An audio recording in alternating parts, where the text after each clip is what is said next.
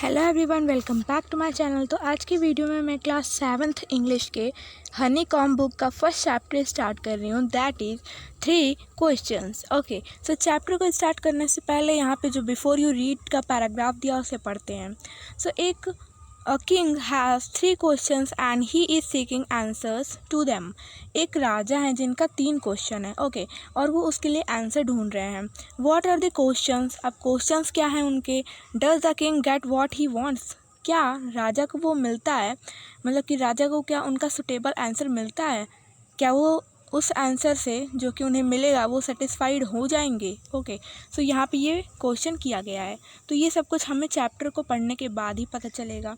Okay, तो चलिए start करते हैं हमारा 3 questions. The thought came to a certain king that he would never fail if he knew 3 things. एक विचार आता है राजा के मन में। एक कोई राजा है, ठीक है, पर्टिकुलर राजा हैं एक, और उनके मन में एक विचार आता है कि अगर उन्हें 3 चीज़ें लाइफ में पता होंगी तो वो कभी भी फेल नहीं होंगे। दीज 3 थिंग्स वर, और ये 3 चीज़ें क्या थी? What is the right time to begin something, किसी भी चीज़ को शुरू करने का सही समय क्या होता है? Which people should he listen to, okay, कौन से लोग हैं जिनको राजा को सुनना चाहिए, मतलब जिनकी बातों राजा को सुनना चाहिए, माननी चाहिए। What is the most important thing for him to do, और कौन सी ऐसी चीज़ें हैं जो राजा के लिए ज़रूरी हैं, उन्हें करनी चाहिए, क्योंकि काम तो बहुत है राजा के पास, लेकिन उन कामों में से भी कौन से ऐसे बहुत इम्पॉर्टेंट काम हैं जो राजा को करने चाहिए। Okay, the king therefore sent messenger throughout his kingdom, promising a large sum of money to anyone who would answer these 3 questions. अब क्या है, राजा अपने एक मैसेंजर को भेजते हैं। मैसेंजर क्या कह सकते हैं? दूत। तो उनको भेजते हैं जिससे वो सब में मैसेज जो है राजा का पहुंचा सकें कि राजा को एक ऐसा इंसान चाहिए जो कि वो राजा के तीनों क्वेश्चन का अच्छा आंसर दे सके, क्योंकि आंसर तो सब देंगे लेकिन ऐसा आंसर जो राजा को सेटिस्फाइड कर दे। ओके, तो यहाँ पे वही बताया जा रहा है। अब पूरे मतलब किंगडम में, पूरे राज्य में वो क्या करते हैं? मैसेज को फैला देते हैं मैसेंजर्स, ठीक है, और क्या प्रॉमिस करते हैं कि जो भी राजा के क्वेश्चन का आंसर देगा उनको लार्ज अमाउंट ऑफ मनी मिलेगी, मतलब ज़्यादा मनी उनको इनाम में दिए जाएंगे। Many wise men came to the king, but they all answered his questions differently. अब बहुत सारे बुद्धिमान लोग आए राजा के पास, पर उन्होंने क्या दिया? उन्होंने अलग अलग उत्तर दिए, ठीक है, क्योंकि उनके पास मतलब विचार आए तो अलग अलग आए सबके पास, ठीक है, तो इसलिए उन्होंने अलग अलग उत्तर दिए। In reply to the first question some said the king must prepare a timetable and then follow it strictly. अब पहले जो क्वेश्चन पूछा गया था कि किसी भी काम को करने का सही समय क्या होता है, तो किसी ने क्या बोला कि एक टाइम टेबल बना लो एंड उसको फॉलो करो, ठीक है, स्ट्रिक्टली, ऐसा किसी ने बोला। आगे क्या? Only in this way they said could he do everything at its proper time, मतलब क्या इस वे से जो राजा हैं वो हर काम प्रॉपर टाइम में कर सकते हैं? अदर्स, क्योंकि जानते हैं हम लोग कि जो टाइम टेबल बनाते हैं उसको फॉलो नहीं कर पाते हैं, तो यहाँ पे वही बोला जा रहा है, क्या राजा अपने टाइम टेबल को फॉलो कर पाएंगे? Okay, other said that it was impossible to decide in advance the right time for doing something. अब दूसरों लोगों ने क्या कहा कि ये बहुत ज़्यादा इम्पॉसिबल है, नामुमकिन है कि हम पहले से डिसाइड कर लें एडवांस में कि सही समय क्या होगा कुछ काम करने के लिए, क्योंकि ऐसा भी काम होता है जो कि तुरंत आ जाता है और हमें फिर डिसाइड नहीं करना होता कि अब इसको कब किया जाए कब नहीं। The king should notice all that was going on, मतलब कि किंग जो राजा है उनको नोटिस करना चाहिए जो कि उनके प्रेजेंट टाइम में चल रहा हो। Okay, and avoid foolish pleasures, और क्या अवॉइड करना चाहिए? मतलब फूलिश प्लीजर मतलब होता है प्रसन्नता। ओके, सो फूलिश का मतलब होता है ऐसी प्रसन्नता जो थोड़ी देर के लिए वो मूर्खता भरी हो, तो उसको अवॉइड करना चाहिए। And always do whatever seem necessary at that time, और हमेशा वो काम करना चाहिए जो कि उस समय के लिए ज़रूरी हो। Yet others said that the king needed a council of wise men who would help him act at that proper time. Okay, तो यहाँ पे क्या पता चल रहा है कि दूसरे लोगों ने क्या कहा कि राजा के पास एक काउंसिल ऑफ वाइस मैन होना चाहिए। काउंसिल ऑफ वाइस मैन मतलब होता है, काउंसिल का मतलब होता है एक ऐसा ग्रुप जिसमें कि बुद्धिमान लोग हों जो कि राजा को सलाह दे सकें कि क्या करना है क्या नहीं। तो इससे क्या होगा? राजा को हेल्प मिलेगी और वो प्रॉपर टाइम में अपने काम को कर पाएंगे। This was because one man would find it impossible to decide correctly without help from others the right time for every action। अब ये इसलिए था क्योंकि एक अकेला इंसान ये इसके लिए इम्पॉसिबल है कि वो अकेले करेक्टली डिसाइड कर ले कि मतलब राइट टाइम क्या होगा किसी काम को करने के लिए बिना किसी के हेल्प लिए। तो इसी वजह से काउंसिल की हेल्प लेनी ज़रूरी है। ओके, जिससे कि वो लोग डिस्कशन करें और ग्रुप में और अच्छा सा डिसीजन जो है वो राजा को दे पाएँ कि आप कौन सा काम कब करें। ओके, ठीक है।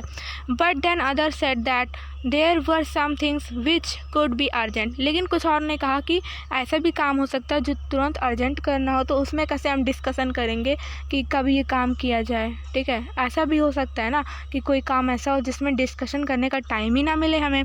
These things could not wait for the decision of council. मतलब इसके लिए हम वेट नहीं कर सकते, ऐसे भी केसेस आ सकते हैं। In order to decide the right time for doing something it is necessary to look into the future. अब कुछ लोगों ने क्या बताया कि मतलब राइट टाइम पे काम को करने के लिए हमें ये जानना ज़रूरी है कि हमारे फ्यूचर में होने क्या वाला है। And only magicians could do that. और केवल मैजिशियन ये बता सकते हैं कि हमारे फ्यूचर में क्या होने वाला है। The king therefore would have to go to magician.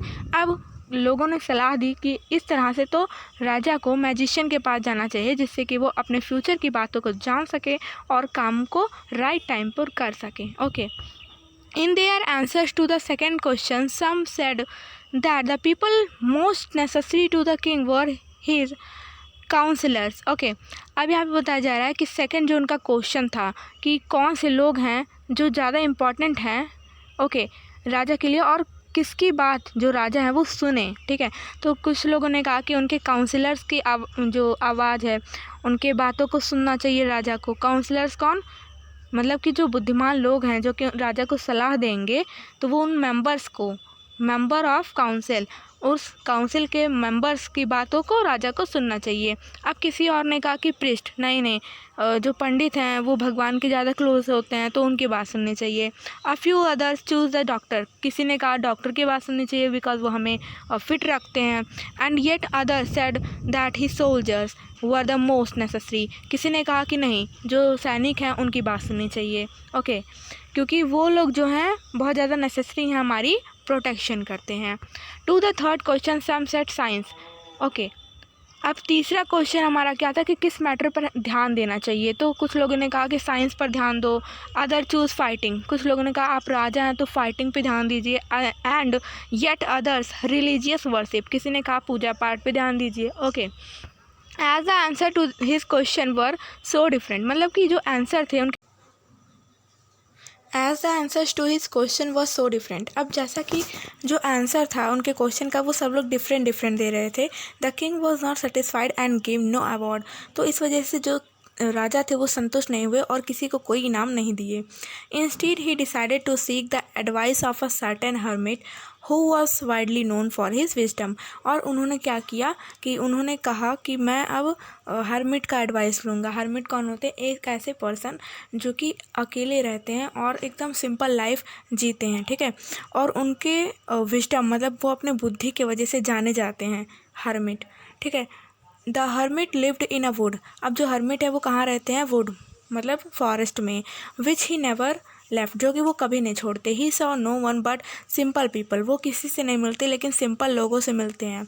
And so the king put on ordinary cloth. तो इसी वजह से जो राजा थे वो उनसे ऑर्डिनरी क्लॉथ मतलब कि सिंपल से कपड़ों में मिलने गए।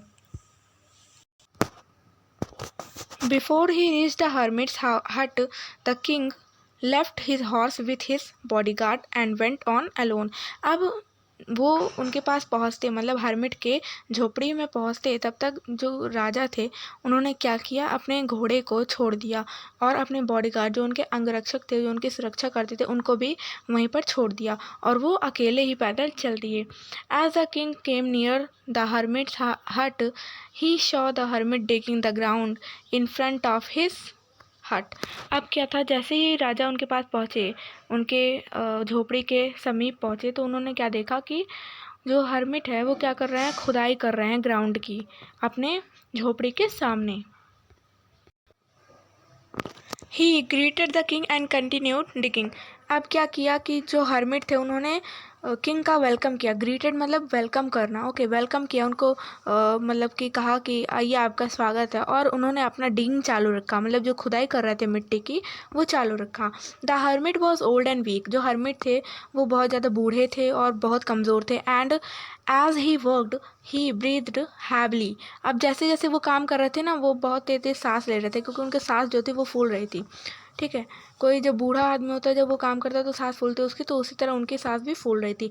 The king went up to the hermit and said. अब जो राजा थे वो गए उनके पास, हर्मिट के पास, और क्या कहा, I have come to you, मैंने मतलब कि मैं आपके पास आया हूँ, वाइज हर्मिट, बुद्धिमान hermit, to ask you to answer 3 questions. मैं आपके पास आया हूँ अपने 3 प्रश्नों के आंसर मतलब उत्तर जानने के लिए। How can I learn to do the right things at the right time. Okay, तो पहला क्वेश्चन उन्होंने बताया कि मैं किस तरह से सीख सकता हूँ कि मैं किस तरह से अपने सही चीज़ों को सही समय पे करूँ। Who are the people I need most, मतलब कि वो कौन से लोग हैं जिनकी मुझे ज़रूरत है सबसे ज़्यादा।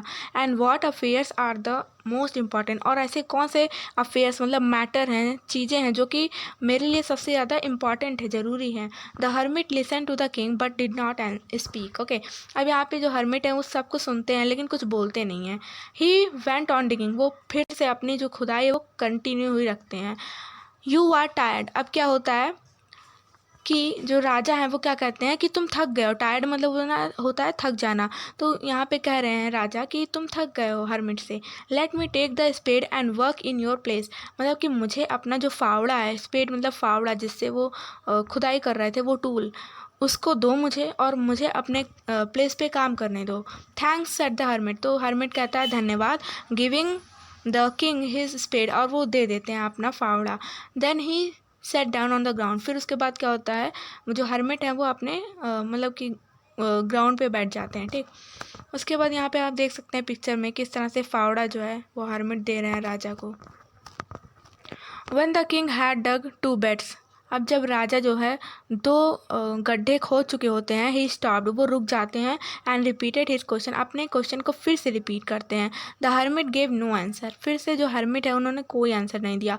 But stood up stretching out his hand for the spade and said now you rest. अब क्या होता है, वो खड़े होते हैं और क्या करते हैं, अपना हाथ बढ़ाते हैं उस स्पेड मतलब फावड़े को लेने के लिए, और क्या कहते हैं, अब आप रेस्ट करिए एंड लेट मी वर्क, और मुझे अपना काम करने दीजिए।